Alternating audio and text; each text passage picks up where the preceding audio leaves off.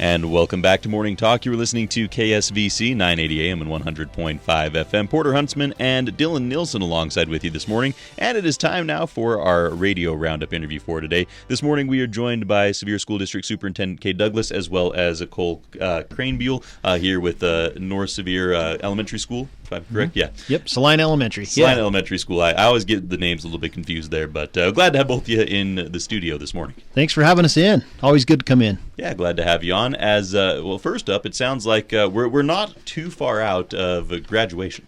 No, it is. It's going to be here before we know it, so that's hard to believe. Just a reminder to all of your listeners out there that our last day of school, which is also our graduation day for all 4 of our high schools, is May 23rd. That's a Friday. We start with Cedar Ridge High School at 10 o'clock in the morning. And all of these graduations are up at the Sevier Valley Center, which it's worked out really great for us for the last several years, so we appreciate. Is that on the main stage or is that in the gymnasium? So Cedar Ridge is on the main stage, and then the rest of we don't have room for the rest of the parents and community that would like to attend the other high school graduations, and they're in the auditorium, the gym, what is it? The multi-purpose room. That's the big room. It's it's where they play basketball. The auditorium, the auditorium's the Coliseum, maybe the gymnasium. It's I don't know. I can't remember it. It's the big place, yeah. But yeah, so Cedar Ridge High School, 10 o'clock in the morning on the 23rd. South Sevier High School, and we rotate these a little bit to make it a little more fair to parents and families. So South Sevier High School will be the noon time slot, followed by North Sevier High School at 2:30 in the afternoon, and then Richfield High School will be at 5 o'clock in the afternoon. So, and like I said, aside from Cedar Ridge always being at 10 in the morning, we rotate the other 3 just to be a little more fair to the staff and families and parents as far as when they're planning. All right. So, well, what do you think is the best time slot? What would you, if you were a graduate, what would you prefer? I don't know. They all have their pros and cons. I mean, it's historically the late one was the one that was kind of not appreciated as much as the others. But yet you're the last one. You don't have anything to, you don't have to rush out or have other groups coming in after you. I don't know. I don't know. The 2:30 maybe is kind of after lunchtime, but before the evening. But the noon slot's good too. I don't know. All right. And I'm kind of curious here. Why go back to in like a gymnasium or auditorium style graduation instead of going through the parades like we have seen the last couple of years? Like, I know South Sanpete is still doing the parade. They've kept that tradition. I know that. Yeah, I know South Sanpete. They really enjoy the parade, the outside thing. The reason we've kind of landed there in talking with our students and staff and families is you just can't predict the weather. That's the biggest variable. We had the one COVID year that we did graduation outside. It was beautiful. If we could do it like that every year, I think we all would choose to do that. But there was no wind. The temperature was just right. It wasn't too hot.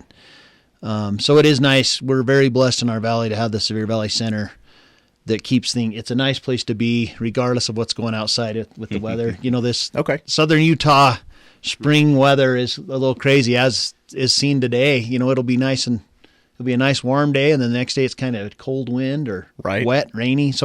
We get snow. In May is not uncommon around here. My junior year of high school, it snowed on the last day of school. Yeah. I remember that. Yep, very capable of doing that. But it's exciting. Good time of year. Looking at graduation, do you kind of have numbers for this year? How many students are graduating as opposed to previous years? It's an average size. I don't have the exact numbers on me right now, but we typically graduate about anywhere between 300 and 350 if you count every single student. It's a little bit larger class, if I remember correctly. It's hit and miss. Sometimes for many, many years over in the South Sevier attendance area, they had 100 students. I mean, it was 100, give or take 10 consistently. Sometimes they'll have as many as 130 and as few as 85. Kind of the same thing in North Sevier. They typically have had 80 for a long time, but sometimes they'll drop into the 60s. And Richfield High, I know when I graduated back in 94, there were 200 of us. And sometimes they have 150, sometimes they have 180, the different size groups that come in. It'd be nice if they were all born in groups of 25, but they aren't. We have big groups and little groups, and we just adjust our our class ratios accordingly.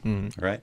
And so another thing with that, it sounds like you're going to be celebrating a few individuals that are going to be retiring at the end of this school year as well. Yeah, and I wanted to just mention them really quickly. Some of these retired over the summer last year, and we're honoring them. We've got our retirement dinner coming up this Wednesday, actually. There's 15 individuals. That's about average. There's been years we've had as many as 30.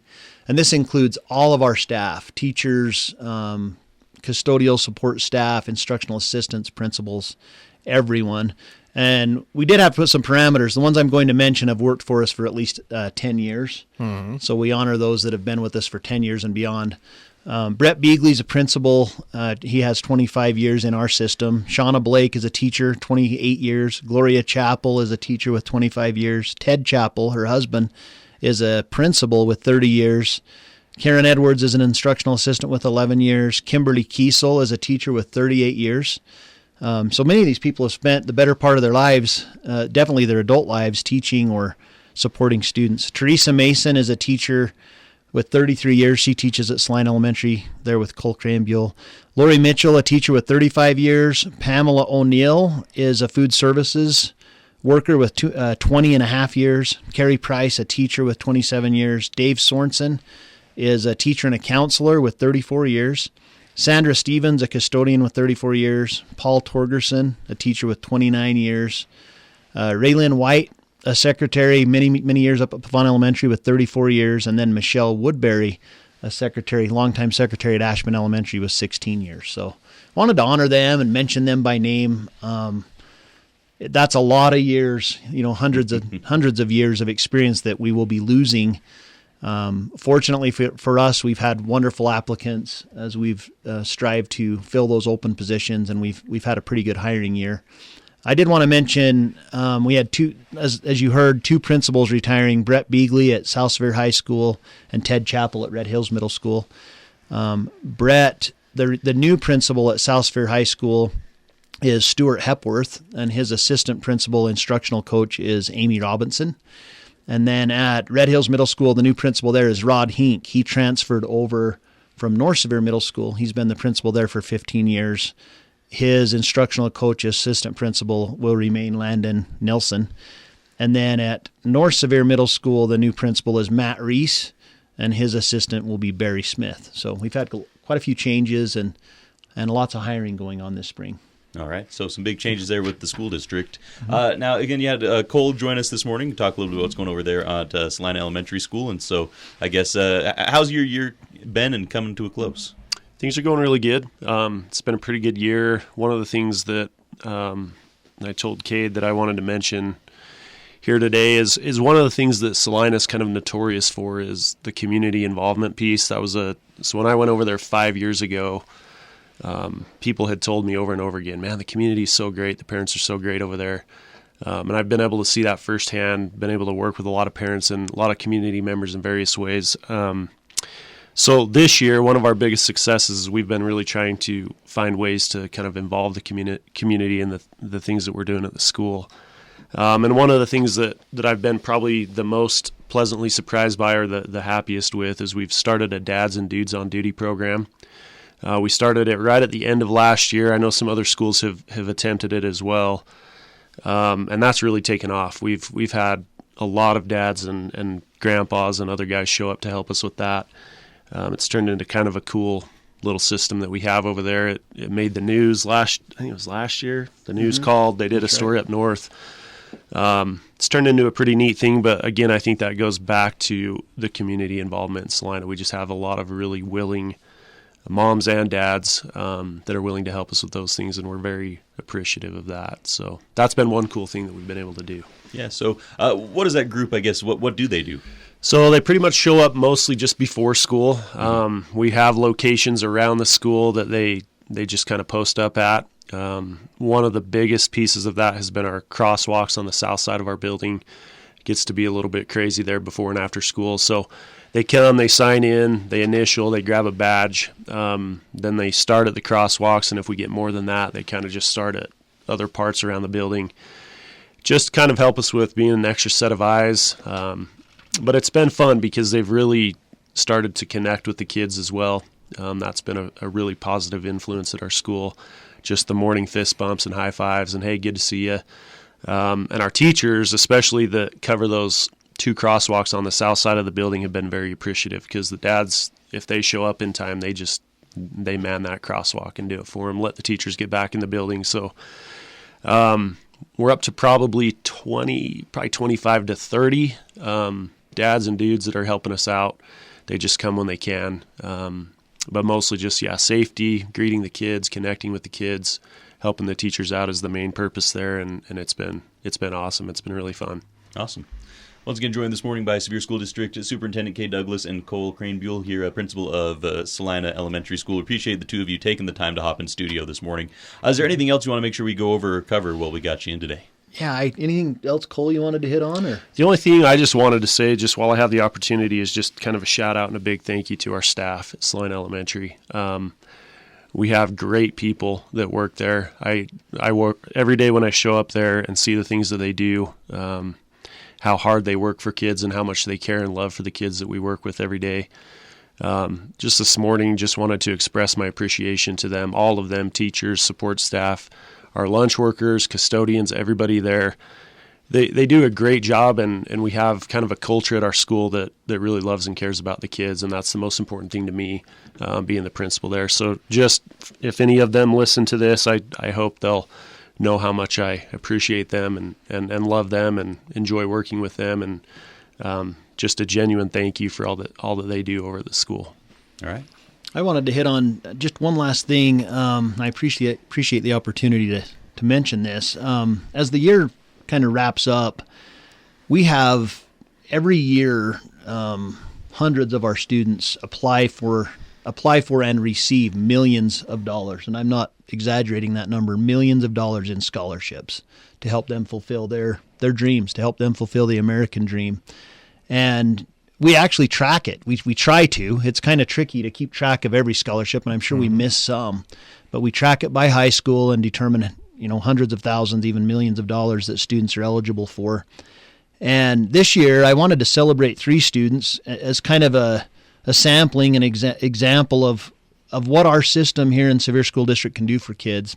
There's a scholarship that's known as the Daniels Scholarship, and there were 18 students in Utah that received this scholarship. I believe the funding comes out of Colorado in the western United States.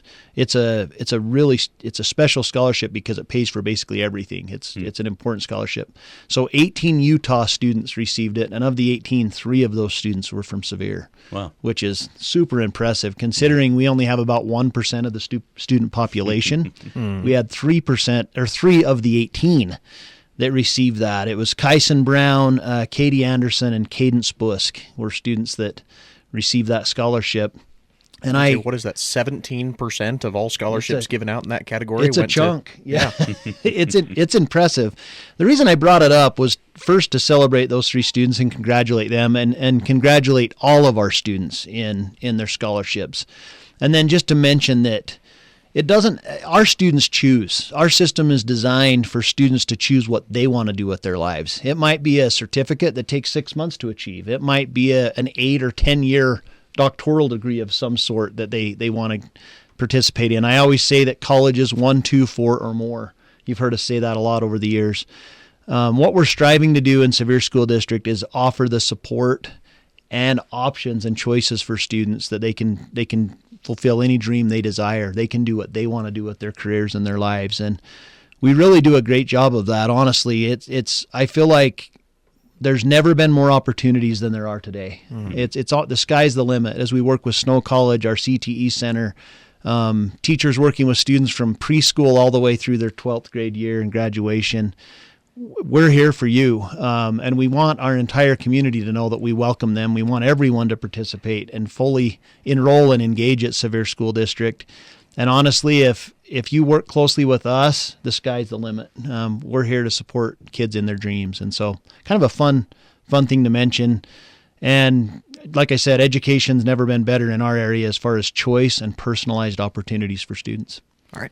So, real quick, I want to ask you, with Snow South being as close as it is, does the school district do any specific work with Snow to try to get scholarships towards severe school districts? Significant. Okay. Yes. Significant. And Snow College has just been over backwards in our region, both the Ephraim campus and the Richfield campus.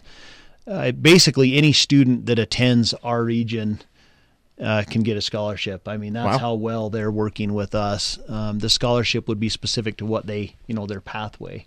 But the sky's the limit. So I want Snow College to know how much we appreciate them, and then all of our listeners to understand, hey, if you know a high school kid graduating and they have hopes and dreams, reach out to your school counselors, reach out to me, anyone at Snow College, and there's a path for you. There's ways we can help kids. Once again, joined this morning by Sevier School District Superintendent Kole Douglas, as well as Salina Elementary School Principal Kole Krahenbuhl. We appreciate the two of you taking the time to join us. Thanks for having us. Thank you. That's going to do it for our radio roundup interview for today here on Morning Talk.